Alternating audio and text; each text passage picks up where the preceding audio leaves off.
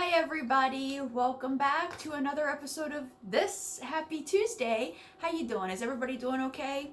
I'm doing fine. So let's go ahead and get into it because we have one of those rare pre-thought out, planned, slightly organized episodes to get to today. So I thought over the course of the next few weeks I would talk about monsters because I know this isn't supposed to be necessarily horror based, but we're not on the Patreon anymore. This is about me. I am a horror creator and a horror fan, so let's talk about monsters. And I want to talk about them both in cinema and in book form. So I don't know if it'll always work out this way, but today's monster will be a two-parter. This week we'll talk about them in movies, and next week I'll talk about them in books. And every episode will come down in the video description. I'll list out everything I talk about in the episode so that you can check them out if you want to. So, first monster we have to get through is my favorite. My absolute favorite typical monster, traditional monster, if you will. And that's the werewolf. I had to start with the werewolf because I love them. Maybe someday I'll tell you the story as to why. But what you need to know is they're my favorite. They're going first. And what's really funny is as I was thinking about this and looking into it and all of that, I accidentally came up with 20 movies that I think everybody should see to get a really good grasp of the werewolf in cinema. It really was an accident. I really thought I was going to end up with either 19 or 21, and that's very summerish. Okay, well, that's because I refuse to be organized. So the first werewolf movie to modern memory is the 1913 film called The Werewolf. Now, you can't watch this movie anymore. The original film was destroyed in a fire in 1924. You can't see it anymore, which is sad because you can see movie posters for it still. You can look that up, and they really don't say much. It's a bunch of men in like black friar robes kind of yelling at a woman and kind of like her underclothes. Again, this is 1913. They're not really skimpy underclothes. But I think that's sad because who knows how much of subsequent werewolf cinema would have been informed by that movie if it hadn't been lost to time. But so in 1935, we have the movie Werewolf of London, which it's a good movie. I mean, please, by all means, watch it. The transformation scenes are very simple, as they should be. 1935, come on. But, I mean, the Werewolf of London, he's very dapper, and come on, Warren Zevon made a song kind of about it, where his hair's perfect, and it kind of is. He's always got a nice coat on. He even wears a hat in one scene. This is also a movie I think is notable because it has werewolf on werewolf violence in it. We don't see that a whole lot, especially early on. I mean, we started seeing it later when werewolf versus vampire and all the monsters in the same movie fighting together movies, we get those. But this is, I think it's notable because of that we get werewolf on werewolf violence. We get,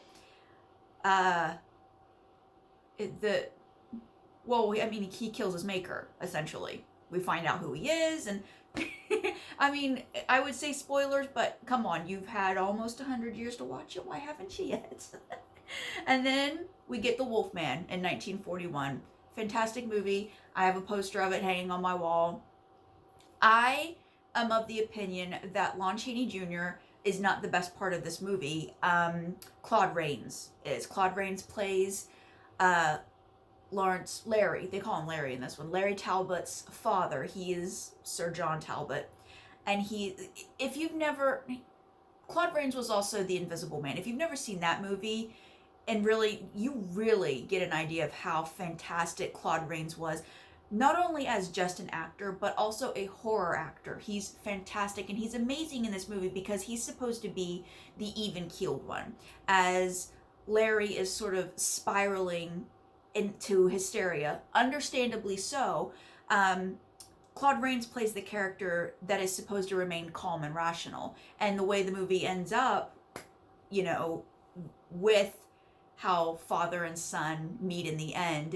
I think it's a great movie, nearly perfect. I think the transformation scenes are amazing. I love how Lon Chaney Jr. walks on his tiptoes in his wolf feet to make it look more like he's walking on pads. Fantastic. Then 1957 brings us I Was a Teenage Werewolf. Now this movie was done on Mystery Science Theater 3000 because it's cheese. It's pure cheese. And not in a bad way. Michael Landon, I don't know the age of a lot of you. Andrea, I think we're pretty similar. You remember Michael Landon. A lot of you might not. When I was a kid and I found out that this was Michael Landon, I was completely weirded out. This was the guy that was Paul on Little House on the Prairie. He was, was it called Highway to Heaven? The movie where he had the angel companion? I don't remember. But, yeah, this movie, Michael Landon's such a brat in this movie. Definitely give it a watch, though. And then in 1961, we get Curse of the Werewolf Hammers. I think it's their only werewolf movie, and it stars Oliver Reed. I love Oliver Reed. I've said before, I grew up around a lot of Oliver Reeds, and watching him act was an exercise in trying to figure out if he was actively drunk, sober, or on the edge of death from a hangover. And the man had a very bad drinking problem, but again, if you look up some of his shenanigans online, you can't help but laugh at some of it. He wasn't someone you would want to know personally, but it's funny to read about it. Now this movie, I love that they named it Curse of the Werewolf because they examine a curse. There are very different avenues you can go down in order to come upon a curse. And the way Oliver Reed's character acquires this curse is weird, and I mean, admittedly, some people, when they watch it now, might go, What? They went for it. They made it work. It's great creature effects. The costume is fantastic. And it's 1961. Come on, of course, it's very melodramatic. Of course, people are like that. But it's still a good movie. I think it's totally worth your time to watch it. What do we have next? 1974. The Beast Must Die. Now, I would find it surprising if you've never seen the movie poster for this. It's got a really it's kind of cheesy looking, the poster for this with what this monster looks like. This is a fun monster murder mystery. It's not meant to be fun. I find it fun. Maybe you will too. 1981. 1981 was a big year for werewolf movies. So the first one we have is Wolfen, starring Albert Finney as kind of like a grumbly police detective. He's looking into all these murders. I'm putting it on the list just because it always makes a lot of lists. I've always been very meh on this movie. If it were on TV, I would pass it. I wouldn't stop and watch this movie again. I've seen it twice, maybe, and I've never enjoyed this movie, but it makes all the lists. There must be a reason, so maybe check it out. Also in 1981, we have An American Werewolf in London. You have to have seen this movie. If you haven't, watch it. Oh my God. Directed by John Landis. Because it's John Landis, of course, it has a lot of humor in it. It's not a funny movie, but there are definitely funny parts. And we've got creature effects by the great Rick Baker. The transformation scene in this, it is long, but it's fantastic. It's a fantastic transformation scene. The finished creature, its face by now. The face has become iconic. It's like the worst case of like puppy resting bitch face you'll ever see. But the actual like rampaging beast about it, it's great. I have nothing bad to say about it. I love it. Also in 1981, we get The Howling. Now, The Howling is based on a book by Gary Bradner called The Howling. We'll talk about that next week. And we get Joe Dante directed it, and we get effects. They were originally supposed to be done by Rick Baker, but The Howling, its budget was a little bit less than An American Werewolf in London, and Rick Baker actually was scheduled to work on An American Werewolf in London and was unable to work on The Howling. So we've got Rob Bottin working on this, and he is notable because he worked on John Carpenter's The Thing. So you know you're getting good effects. And I actually think I think the werewolves in this movie, they're very dated. It's 1981, but they're fantastic. I think they stand up even now. Their ears are maybe a little too long, and they walk on little feet. They don't have big feet. They're walking on like little dog paws, these 9-foot tall werewolves. But there's something about the transformation. Their bones start popping. There's this busting sound as they're transforming. And the whole smiley face thing that's going on, which you can see when you watch Gremlins, also directed by Dante. There's a smiley face sticker on the refrigerator of the people who first get Gizmo. I think the whole smiley face thing in Eddie Quist's house is creepy. I've always found it creepy. I think The Howling is a fantastic, fantastic movie. Maybe not the weird claymation werewolves having sex missionary style. That's a little like, okay.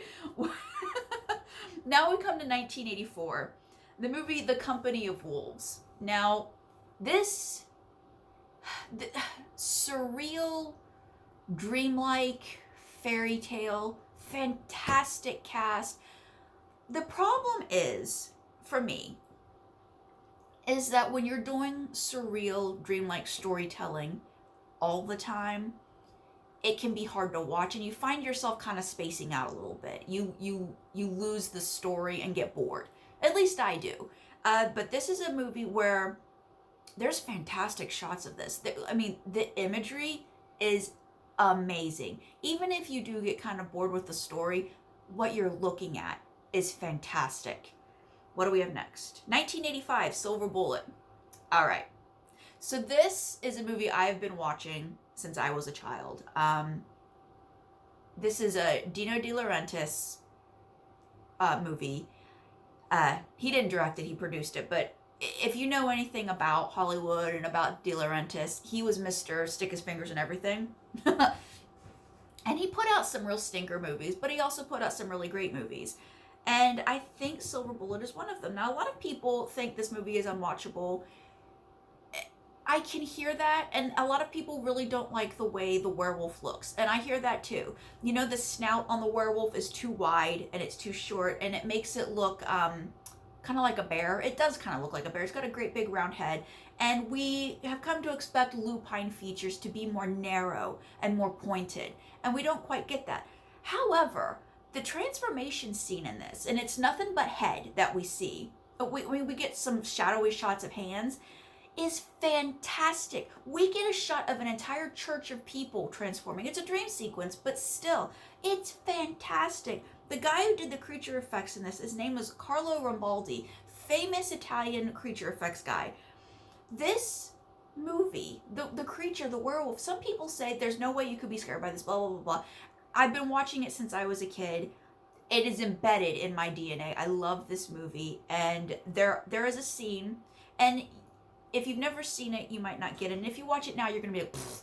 But there's a scene where the werewolf is hiding and watching something going on. And there's a scene, there's a bough of a tree, and the werewolf's way. And you see his werewolf hand come and move it, and he's peeking around and watching. That scene scares the shit out of me. It's one of those things that just gets under your skin. It's like, because I have a thing about being watched, about being stalked, about being looked at, and then you would think, it would be smacking some dude's head off, or, the shot of the kite covered in blood. No, it's that little scene, 2 seconds tops. 1994, we take a big leap here. We go with Wolf. Wolf is that movie with Jack Nicholson and Michelle Pfeiffer and James Spader. This is another movie, if it's on TV, I'll stop and I'll watch it. But I don't love it. I don't love it. And I can't really pinpoint why, because we're taking a different angle to the whole werewolf thing. Is he a werewolf, though? It's a human to wolf, but it seems like the change is permanent. They don't really explain it. I mean, we get the usual hallmarks of changing. More aggression, super horny, you start looking weird, you get fur, you grow teeth. I don't love this movie, though. I will say, however, I think this is one of James Spader's best performances. Him doing this over-the-top bad guy, fantastic. He's amazing in this. And for that alone, it's worth watching. 1996, the movie Bad Moon. Now, this is a movie based on a book called Thor by a writer named Wayne Smith. And I'll talk about it next week. Very good book. And it's directed by Eric Red. Again, I will talk about him next week. This movie is actually really good. The creature looks really good. They kind of messed up the jaw for me a little bit because it's like a trap door. It just goes wah, wah. It just kind of falls open. But this werewolf is a rage monster. It is on a rampage as soon as it changes. Michael Paré is fantastic as the uncle. I think this is a great movie. I think a lot of people think this is a great movie. Not the best transformation scene. It might actually be the worst, but the rest of it is totally fine. 1997, An American Werewolf in Paris. I never see this movie on lists. Never. And there's a reason for that. There is. This movie sucks. It takes everything about An American Werewolf in London and bastardizes it. The humor, they overdo it. But hear me out. Hear me out. They told a story. And you don't always get that with monster movies. Also, hear me out. They took chances with the monster design. I can't say I like them. I can't say I'm a fan. But I'm glad I saw it. If that makes any sense. I'm glad this is a movie. If it's on, I'll stop and watch it. It might be because Tom Everett Scott is like, I think he's sexy as hell. But I don't know. I have weird mixed feelings about this movie. And I do think it's worth at least one watch. If you feel that I robbed you of 2 hours, you can come yell at me. It's totally fine. 2000, we get the movie Ginger Snaps. This is one of the best. Forever and ever, one of the best. I think the only problem that I have with this movie is that once you're transformed, that's it. There's no reverting back to human after the change is over. I honestly think that's it. Now, there's a sequel. There are 2 sequels. The third movie in this series is garbage. Don't watch it. But the second sequel, it's not as good, but it is worth a watch. I cannot remember what it's called, but it's more about Ginger's sister, Bridget. But this one, Ginger Snaps, more so than any of the sequels, it has this really great parallel to female puberty, to female changing and all of that. As Ginger is, she gets her first period, she grows a tail. The movie is fantastic, near perfection.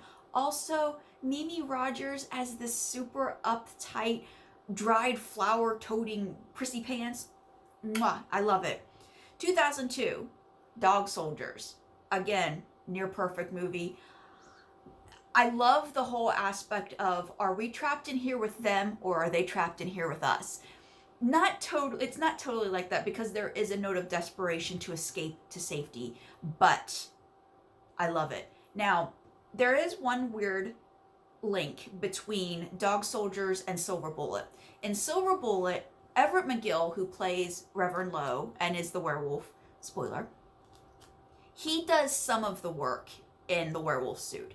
But when it comes to moving, when it came to full body moving, they hired a dancer to be the werewolf.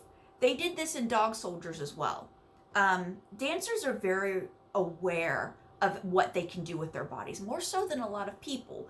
So we get a lot of really great movement from these werewolves. And on a completely gross, I'm a pig aspect, you get to see lots of man thigh in this movie. The werewolves are...